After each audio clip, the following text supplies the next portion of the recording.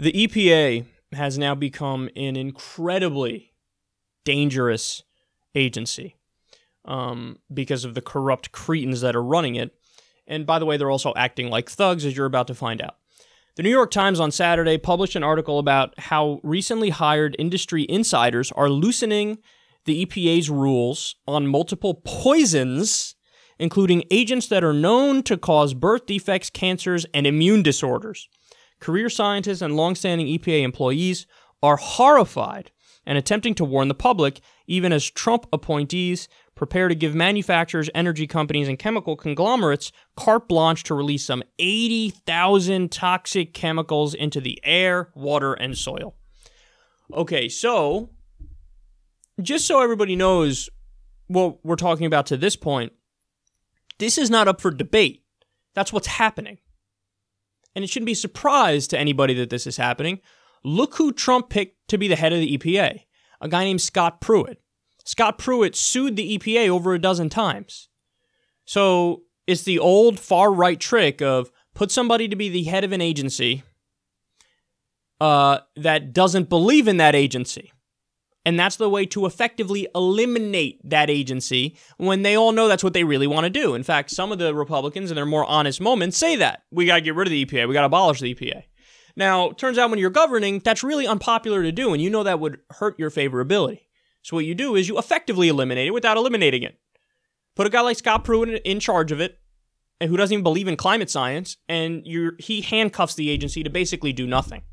So what they're pointing out here is, now they're going even further. Not only are they just handcuffing the EPA, they're saying, let's give the chemical companies whatever the fuck they want, and let's make it so that 80,000 toxic chemicals, we're going to deregulate 80,000 toxic chemicals.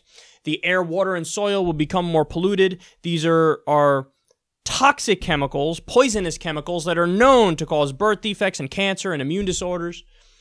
But they push for it, and they're fine with it because they're totally and utterly beholden to the corporations and the industries at this point. So this part is not like up in the air, like, ooh, hey, are there two sides? No, that's what's happening. That's a fact. That's what's happening. So now, the New York Times contacted the EPA for a comment on this, and here's what the EPA spokesperson said. This is a spokesperson for the EPA. Quote, "No matter how much information we give you, you would never write a fair piece. The only thing inappropriate and biased is your continued fixation on writing elitist clickbait, trying to attack qualified professionals committed to serving their country." By the way, that spokesperson for the EPA was an American Chemistry Council lobbyist or representative. They were on the American Chemistry Council. And now that person is a spokesperson for the EPA. Oh, that's so ridiculous. That's so ridiculous. That's like appointing the wolf to be a spokesperson for the hen house. That's what that is. Oh, and look at the framing now. Now what they're saying is, unless you're going to publish our propaganda and agree with us in an unquestioning fashion, well, then you're fake news, and we're not even going to give you a comment. So what these guys want, they want state-run media to just do the propaganda of the American Chemistry Council and the propaganda of corporations and chemical companies and the polluters. Hey, if you're not going to write the narrative the polluters want you to write, well, then I'm not going to give you a comment because you're fake news. No, what if you're fake news? How about that? What if you're fake news?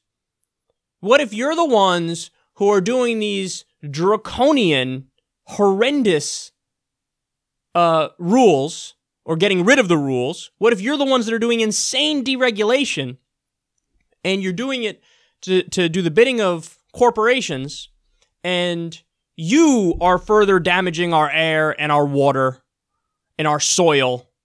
And what if you're the problem here?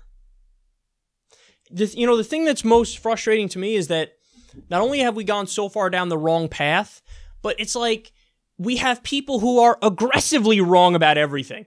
Like, as they are fucking up our regulatory system, as they are poisoning our air and our water and our soil, as they are doing the bidding of giant corporations, They're like scolding people who want to continue to protect the environment and protect the health and well-being of our citizens. So they are aggressively wrong.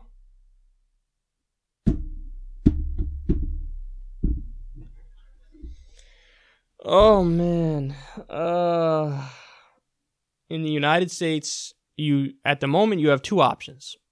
You have one political party that is full of Christian fundamentalists and people who do every little thing the corporations want them to do. That's the Republicans. And then you have the Democrats, who are somewhat reasonable on social issues, but they still do like 80% of what the corporations want them to do. And you wonder why people have zero confidence in major institutions anymore. JusticeDemocrats.com/fight. Let's go topple the corporate Democrats. Let's go defeat the Republicans. The way to defeat the Republicans is to have Justice Democrats run against them. Because we have to stop this backslide into a more primitive era. I mean, we're talking about basic regulations here. Do we want to be more like China? You want to have toxic smog? Pollution everywhere? Rivers that catch on fire? I mean, our regulatory state is weak as is. What we need to do is strengthen it, not make it even weaker, which is what the goal of this EPA is.